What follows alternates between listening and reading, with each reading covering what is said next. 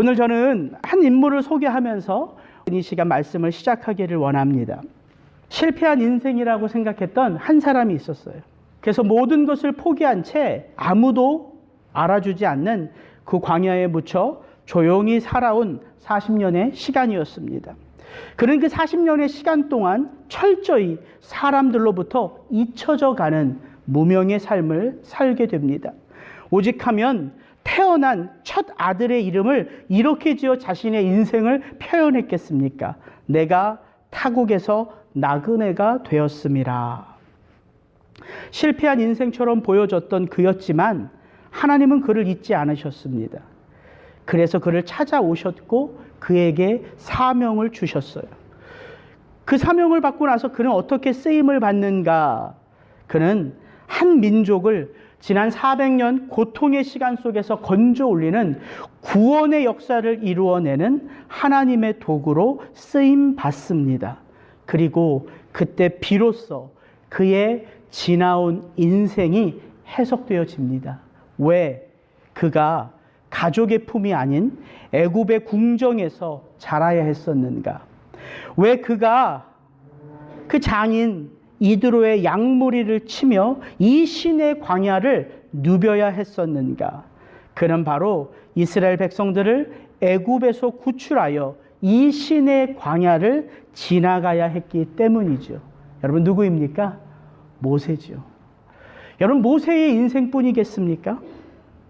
오늘 이 땅을 살아가는 성도의 삶 역시도 우연처럼 혹은 나의 결단처럼 보여지는 인생의 연속이지만 사실 그 가운데는 우리의 걸음을 인도하시는 선하신 하나님의 섭리와 인도함의 손길이 있게 된다는 것이죠. 이때를 위함이 아닌지 누가 알겠느냐? 황후가 된 에스더를 향하여 모르드게가 외쳤던 말이었죠. 저는 이런 생각이 들어요. 우리에게 언젠가 다가올 바로 그때, 바로 그 일을 위하여 하나님은 오늘도 저와 여러분의 삶에 간섭하시며 우리의 인생을 성숙의 길로 인도하신다는 사실입니다. 오늘 우리가 읽은 신명기는 바로 그 하나님의 사람 모세의 설교를 모아놓은 책이에요. 그렇다면 지금 모세는 어디에서 누구에게 이 말씀을 선포하고 있는가? 바로 광야 2세대 백성들입니다.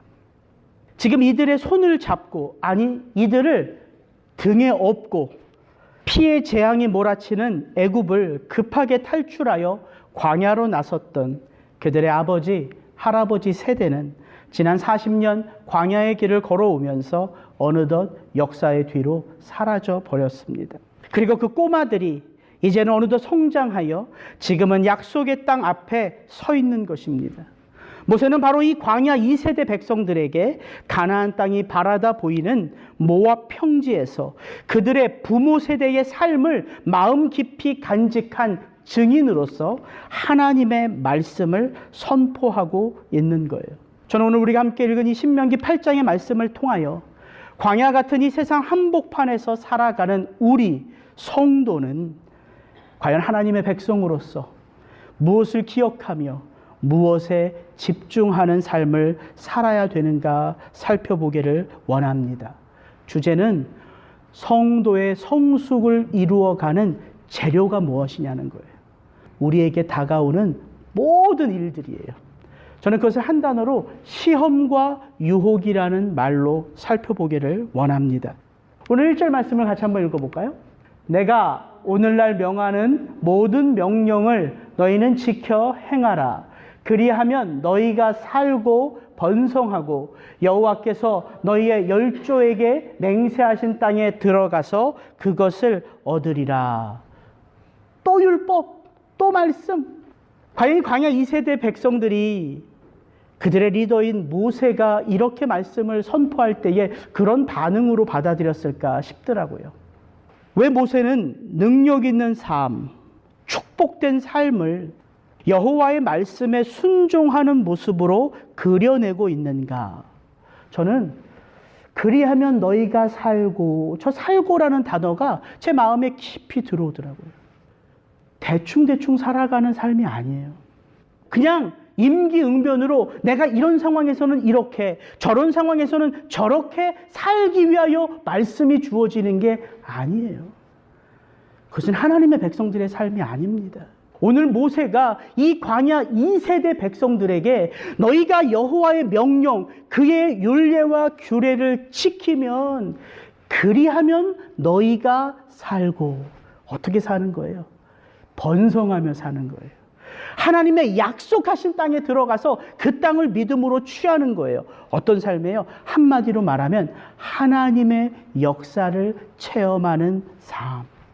그분의 역사를 체험하기 위하여 그분의 말씀에 순종하는 삶이 필요하다는 것이죠.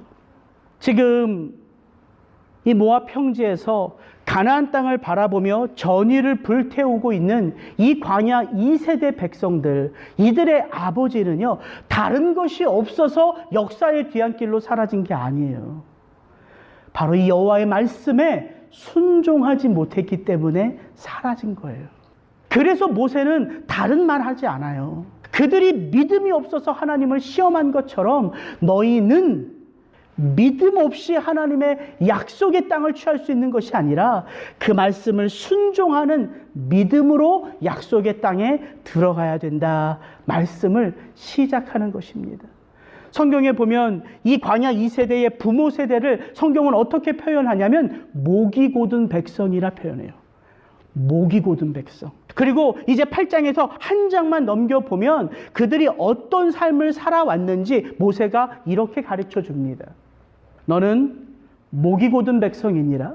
내가 애굽 땅에서 나오던 날부터 이곳에 이르기까지 늘 여호와를 거역하였으되 여호와께서 가데스 바네아에서 떠나게 하실 때에 너희는 올라가서 내가 너희에게 준 땅을 차지하라 하시되 너희가 너희의 하나님 여호와의 명령을 거역하여 믿지 아니하고 그 말씀을 듣지 아니하였나니 내가 너희를 알던 날부터 너희가 항상 여호와를 거역하여 왔느니라.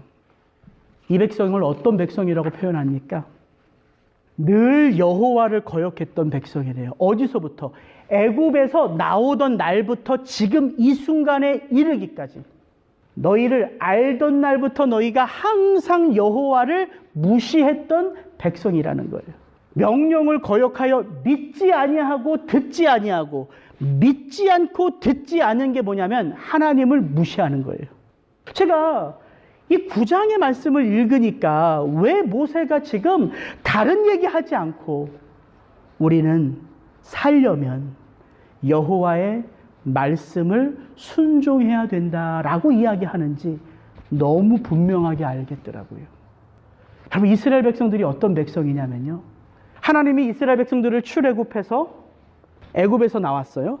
그리고 하나님이 그 시내 광야에서 이스라엘 백성들을 머물게 하시고 하나님의 언약을 주시기 위하여 모세를 시내산 위로 부르시죠. 모세가 그 시내산에 올라가서 40일 동안 여호와 앞에 부복하며 이 백성이 어떻게 이 광야를 지나 약속의 땅으로 가야 할지를 40일 동안 차근차근 하나님의 말씀을 받으려고 하는 바로 그 순간에 산 아래서는 어떤 일이 있었어요? 금송아지 사건이 있었어요. 하나님이요, 그 사건을요 두고두고 기억하세요. 이 신명기에도 가장 패역한 모습으로 나타나는 게 두 가지 사건이에요. 금송아지 사건과 가데스 바네아에서 정탐꾼들이 잘못된 보고를 하며 밤새도록 울었던 그 일을 하나님은 두고두고 말씀하세요. 여러분, 기가 막혀요. 이스라엘 백성들이 그 모세가 그 산 위에서 하나님의 율례를 받고 내려와서 장장 1년 가까이를 그 시내산에 머물러 있었어요. 그리고 뭘 했냐면 어떻게 이 말씀을 가르쳐야 되는지 모세가 그것을 기록합니다. 그리고 우리가 광야를 지나가면서 분명 우리는 범죄할 백성들인데 우리가 범죄하면 하나님과의 관계가 끊어지는 거거든요. 그래서 율법 중에 가장 많은 조항이 뭐냐면 어떻게 이 죄를 씻는가, 제사법이에요. 그리고 그 성막을 짓는 방법을 가지고 이제 이스라엘 백성들이 그 시내 광야에 머물러서 1년 가까이 성막을 짓고 제사장들의 율례를 정하고 어떻게 제사법을 따라 우리가 제사를 해야 되는지 그것을 철저하게 가르쳤어요. 장장 1년 동안. 그리고 그 성막이 다 지어진 어느 날 구름기둥과 불기둥이 딱 떠오르고 앞서가기 시작하는 거예요. 그리고 이스라엘 백성들은 그 구름기둥과 불기둥을 따라 여호와의 언약궤를 앞세우고 하나님이 인도하시는 곳으로 나아가기 시작했어요. 근데 민수기 10장을 딱 펼쳐보면 하나님의 성막과 함께 약속의 땅으로 들어가는 이스라엘 백성들에게 첫 들렸던 소리가 뭐냐면 하나님을 불평하고 원망하는 소리였어요. 여러분, 이게 신앙이에요. 1년 동안 하나님의 말씀을 배울 때에 그것을 내 머리에 채우고 내 마음에 채울 때에 그렇게 살 수 있을 것 같아요. 그런데 하나님의 명령을 따라 약속의 땅을 향하여 걸음을 옮기니까 무엇이 터지냐면 불평과 불만과 원망이 터져요. 그게 우리들이에요. 그래서 하나님은 성경 어디에서 다른 이야기를 하지 않아요. 너희의 살 길은 말씀에 순종하는 삶이다. 이 말씀을 하세요. 여러분 잘 생각해 보세요. 순종이라는 삶이 어떻게 펼쳐져요? 순종. 말씀을 들어야지만 순종의 삶이 펼쳐져요. 명령을 받아야지만 그 명령에 복종하는 내 삶의 태도가 드러나는 거예요. 그게 언약 백성의 관계라는 거예요. 하나님은 명령하시는 분, 우리는 그 명령을 따라 순종의 길을 걸어가는 분. 그래서 그 명령을 따라 순종할 때는 복이, 그 명령을 따라 순종하지 못할 때에는 저주가 임하는 거예요. 그래서 알겠더라고요.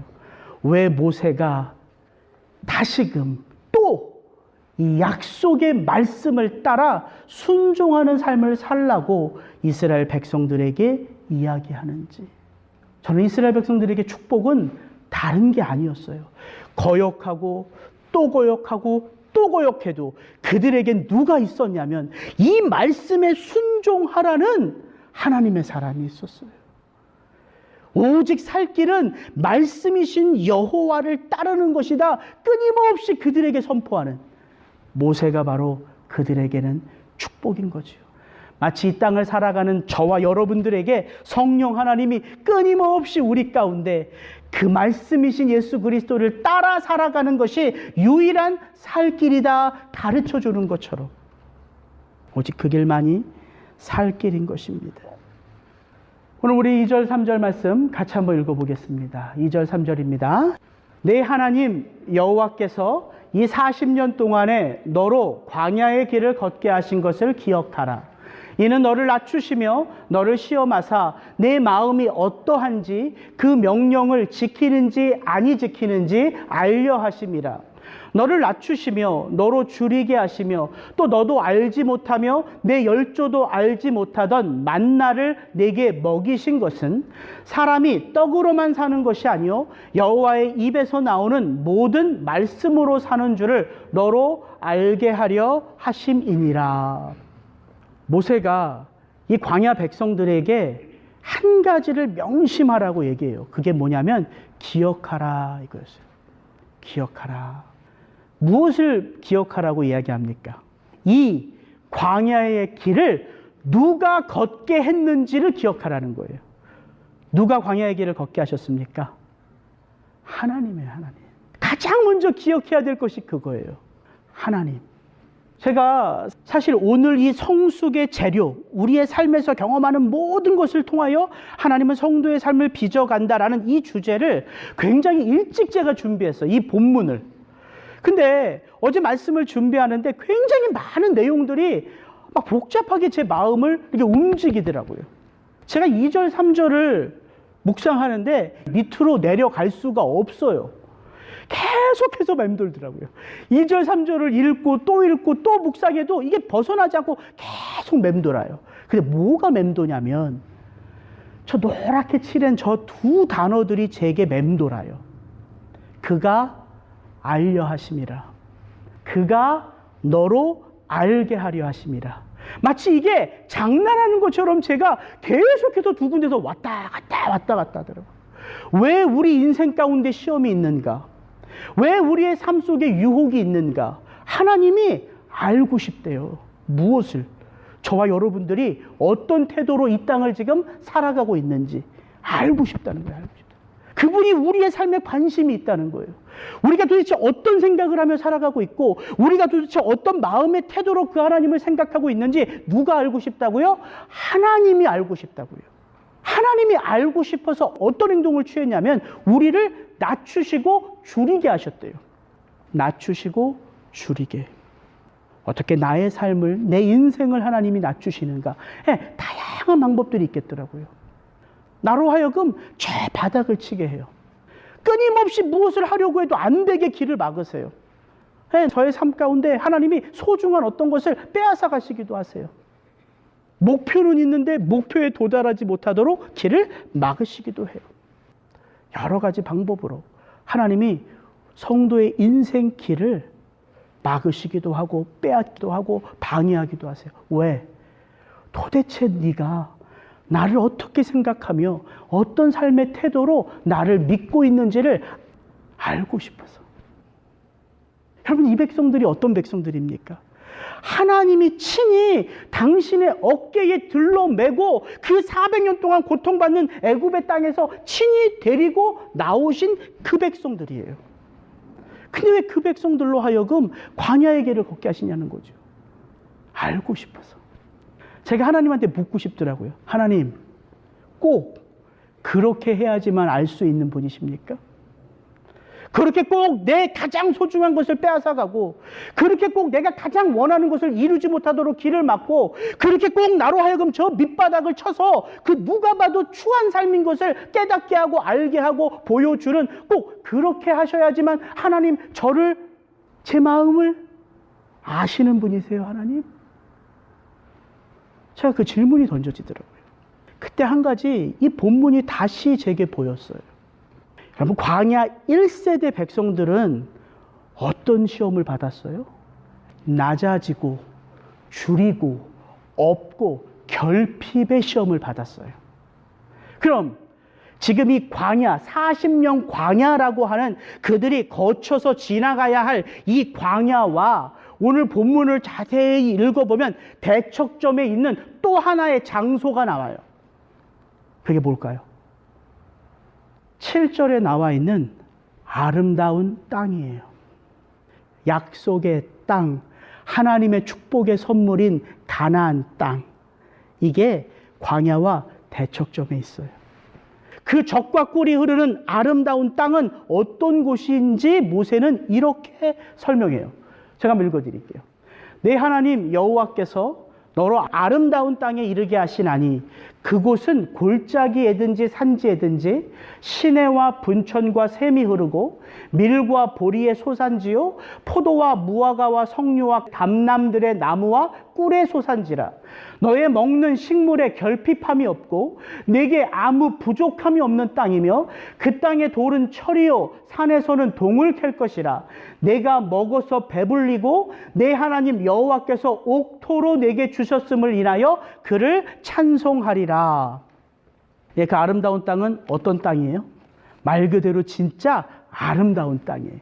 하나님의 은혜가 임하는 땅이에요.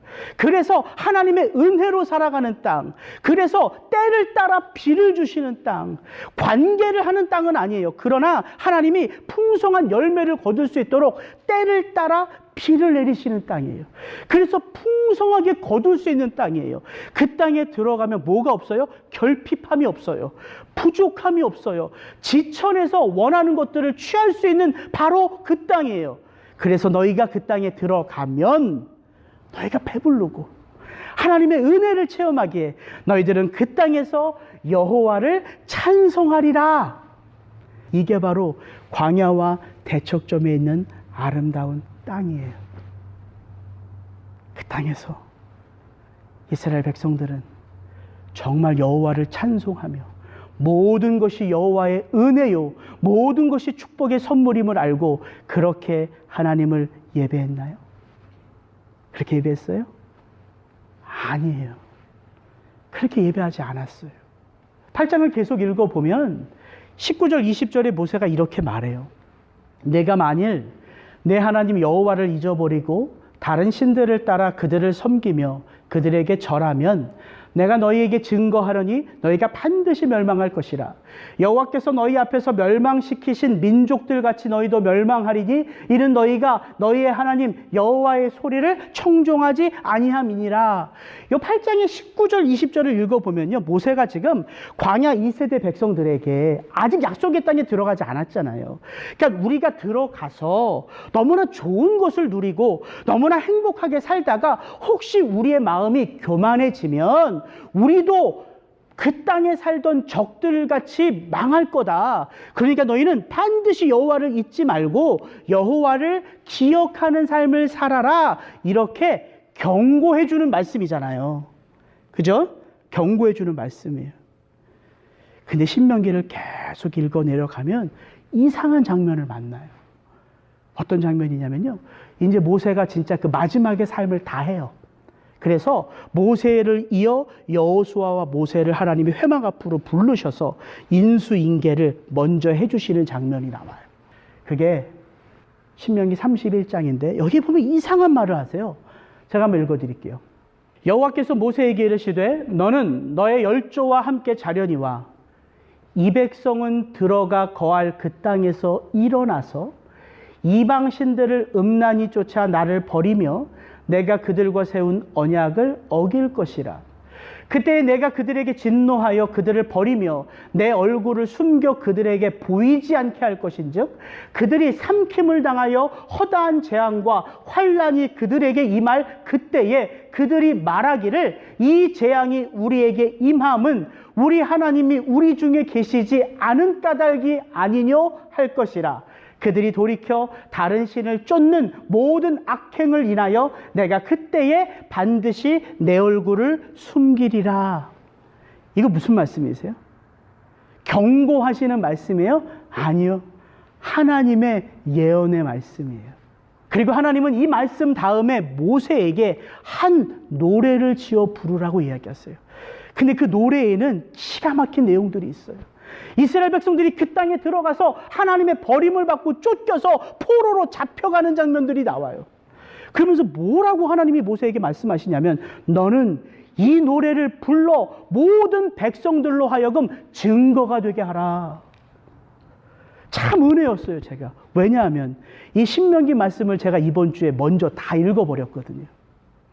그래서 8장의 18절, 19절, 20절의 말씀과 이 신명기 31장의 말씀이 이게 똑같은 내용인데 하나는 경고로 하나는 예언으로 주신 말씀인 것을 구별하여 알겠더라고요. 그리고 제가 모세의 심정이 느껴지더라고요. 왜냐하면 모세는 봤어요. 광야 1세대가 실패한 것처럼 광야 2세대도 실패할 것을 그는 봤어요. 왜냐하면 하나님의 말씀은 영영이 변치 않는 말씀이기 때문에.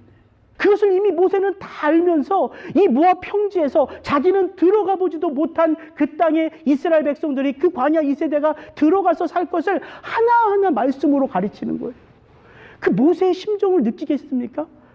내가 아무리 열심히 가르쳐도, 내가 아무리 반듯하게 이 말씀을 해석해줘도 그들은 그 땅에서 하나님을 배반하고 교만하여져서 이 모든 하나님의 축복이 하나님으로부터 임한 선물이 아니라 내 힘과 내 지혜로 얻은 나의 것이다 말하는 백성으로 버림받아지기 때문이에요.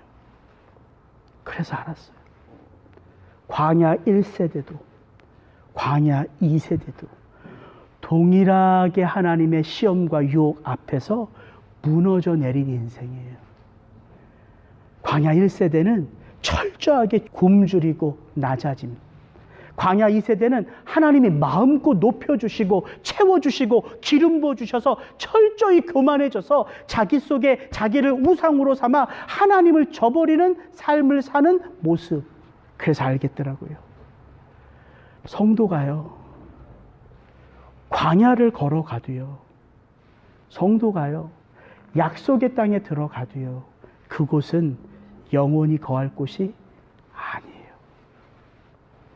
그래서 성도의 삶을 나그네와 행인 같은 삶이라 이야기하는 거예요.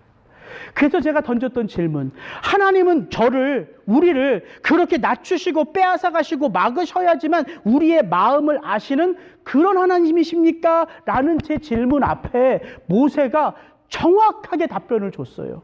뭐냐면 이거예요. 사람이 떡으로만 사는 것이 아니요 여호와의 입에서 나오는 모든 말씀으로 사는 줄을 누구로? 너로 알게 하려 하심이라. 하나님이 알고 싶은 마음만 우리에게 모세가 전해준 게 아니라 바로 그 일들을 행하신 하나님은 왜 그렇게 행하셔야 됐냐면 너로 반드시 그것을 알게 하기 위함이다. 한 문장의 설교만 하면 되는데 내가 이걸 30분 동안 설교를 해야 되나? 제가 이 원교를 써놓고서 그래서 우리 와이프한테 여보 오늘 내 설교가 이상하게 한 문장으로 끝나. 하나님은 우리로 어떻게 사는지를 알고 싶고 하나님은 우리가 어떻게 살아야 되는지를 알게 하셔. 근데 내가 이걸 30분을 설교해도 될까? 내가 그러고 왔어요. 근데 여러분 그게 성숙이에요. 내가 어떠한 존재인지를 알아야지만 내가 어떻게 살아야 되는지를 알기 때문이에요. 그래서 시험을 통해서 나를 알 수 있는 거예요. 여러분 왜 학교에서 학생들에게 한 학기 어느 일정 분량들을 계속해서 가르친 다음에 도대체 이 아이가 도대체 가르침 받은 것을 얼마나 정확하게 이해하고 응용할 수 있는지를 왜 테스트를 칩니까? 점검하기 위해서예요. 우리 다은이에게 제가 수도 없이 듣는 거짓말이 뭔지 아세요? 아빠 다 알아 이거예요. 네, 다 아는 것 같지 눈으로 보면. 충분히 풀 수 있을 것 같지 눈으로 풀면. 그 제가 애가 아주 저를 똥망똥망 보면서 진짜 아는 것처럼 아빠 30분 수학 안 풀어도 돼. 매스 안 해도 돼. 다 알아. 혹시나 해서 하나 이렇게 제일 쉬운 거 골라가지고 한번 풀어봐 내밀죠.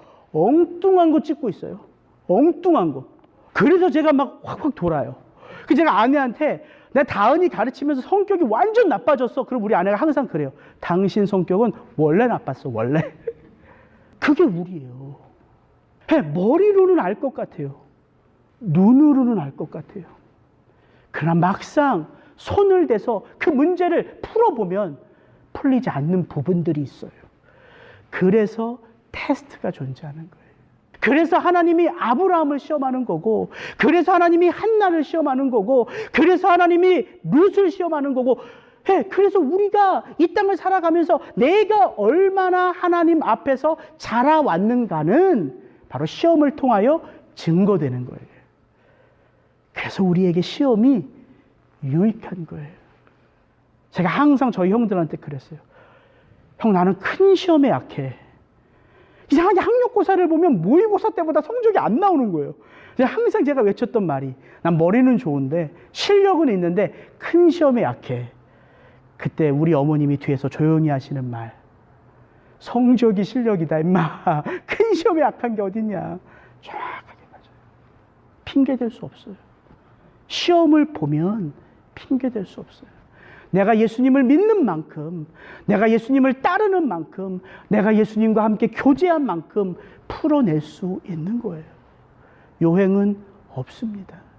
그래서 우리의 삶의 그 모든 순간순간들이 하나님의 테스트의 현장이 되는 거예요. 저는 여러분들이 주어진 삶의 자리에서 이 하나님의 테스트에 충실하게 임하셨으면 좋겠어요. 그리고 온전하게 패스하셨으면 좋겠어요. 그것을 위하여 여러분의 매일매일의 삶 속에 하나님과의 친밀함을 누리셨으면 좋겠어요. 여러분 그때 우리는 하나님의 놀라운 섭리를 알 수 있어요. 이거예요. 이 40년 동안에 우리가 그렇게 낮아졌고 우리가 그렇게 굶주렸고 우리가 그렇게 헐벗었지만 우리 조상들도 알지 못하던 만나를 먹으며 어느덧 우리가 이 광야 40년을 지나 약속의 땅 앞에 서 있었다는 거예요. 내 발이 부릅지 않고요. 내 옷이 헤어지지 않고요. 내 신발이 헤어지지 않아요. 어떻게 할 수 있어요? 예, 약속의 땅 앞에 서 있는 내가 증인이에요. 그럼 이게 이 땅을 살아가는 성도의 모습이라는 거예요. 하나님의 은혜가 나를 지켜온 거예요. 패역하고 또 넘어지고 또 넘어져도 나를 끊임없이 주의 말씀이 가르치며 깨우치며 돌이키며 함께 해오고 있었던 거예요. 그래서 이 광야 2세대 백성들이 약속의 땅 앞에 서 있었던 것이죠. 이게 만나가 주는 축복이에요. 만나란 뜻이 What is this? 이게 뭐지? 그게 만나예요. 이게 뭐지? 이 만나를 먹으면서 하나님이 우리의 삶을 인도하는 것은 먹는 만나가 아니라 말씀하시는 하나님의 생명의 말씀이구나. 여러분, 언제 하나님의 그 친밀함을 여러분 삶의 자리에서 경험하셔야 되냐면 이런 일들 경험하실 때예요. 도대체 왜 이러지? 왜 이런 일들이 내게 일어나지? 도대체 이게 뭐지? 바로 그때가 여러분이 먹으셨던 그 말씀인 만나가 워킹해야 될 때라는 거예요. 그래서 고난은 하나님을 찾는 참된 성도로 우리의 불순물을 걷어내는 거예요. 여러분의 삶에 그런 일들 많잖아요. 도대체 왜 이런 일들이 일어나지? 도대체 이게 뭐지? 그게 만나요. What is this? 도대체 내가 어떻게 살지? 생명의 만나로, 말씀으로 사셔야 돼요. 저는 오늘 말씀을 여러분의 기도를 부탁하면서 좀 마무리하기를 원합니다. 이 시간 같이 기도하겠습니다.